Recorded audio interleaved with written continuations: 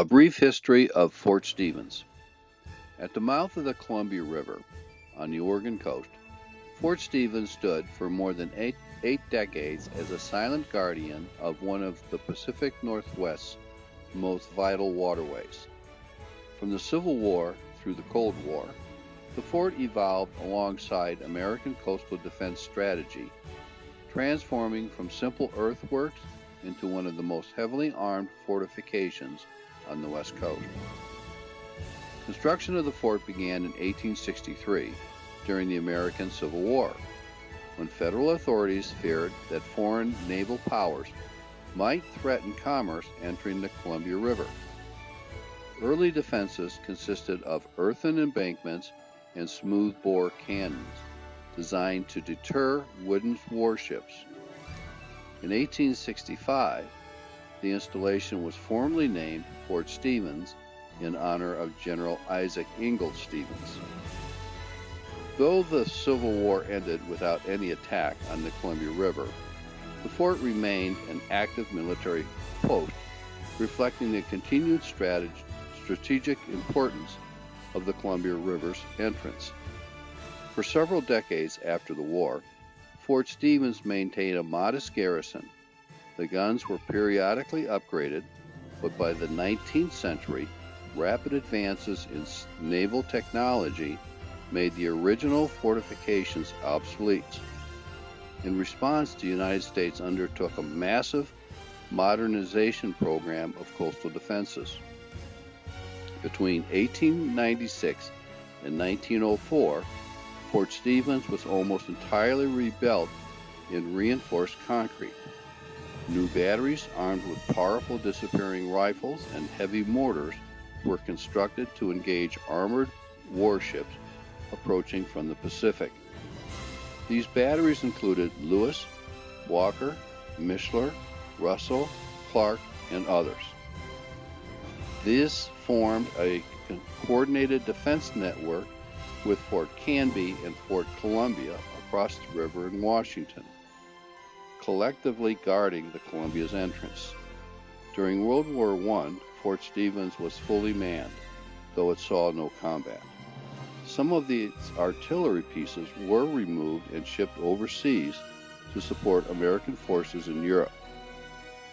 In the interwar years of the 1920s and 30s, the fort remained active, but its massive Endicott-era guns were increasingly viewed as outdated.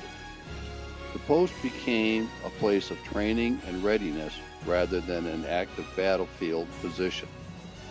The fort's quiet routine ended abruptly with the outbreak of World War II. During the attack on Pearl Harbor in 1941, fears of Japanese raids along the West Coast led to the reactivation and modernization of Fort Stevens. New gun batteries were constructed, including Battery 245 with long-range 6-inch guns, and rapid-fire anti-mortar torpedo boat weapons were installed to protect the harbor. Radar systems were also added to guide coastal artillery fire in fog and darkness. Mines were also installed 18 feet below the surface in the river to prevent hostile shipping entrance.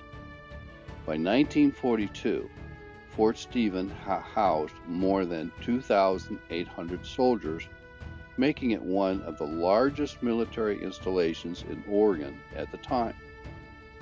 On the night of June 21st, 1942, Fort Stevens experienced the only hostile attack in its long history. A Japanese submarine surfaced offshore and fired 17 shells towards the fort. The rounds caused little damage, striking primarily near the baseball backstop and surrounding areas. The fort did not return fire, partly due to uncertainty about the submarine's range and location. Though militarily insignificant, the shelling had enormous symbolic impact, marking Fort Stevens as the only military installation in the continental United States to be shelled by enemy forces during World War II. The event underscored the reality that the war had reached American shores. As the war progressed, technology changed once again, reshaping the fort's mission.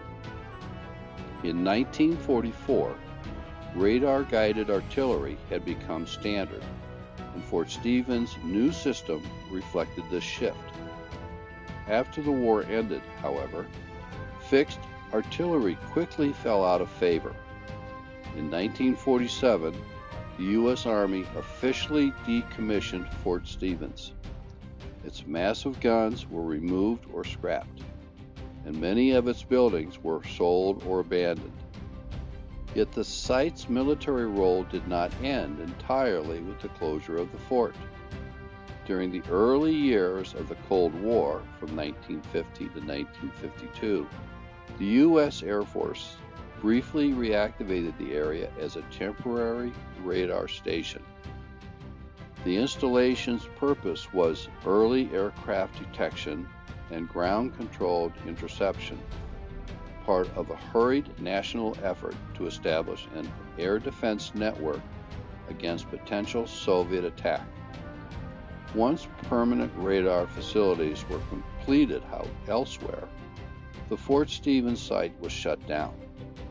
In time, the former stronghold passed into civilian hands and became Fort Stevens State Park.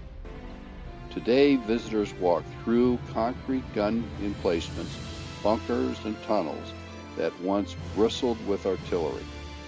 The ruins stand as a physical reminder of how American military strategy evolved from cannon and mortar to radar and air defenses, and how a remote point of the Oregon coast briefly found itself on the front lines of global conflict.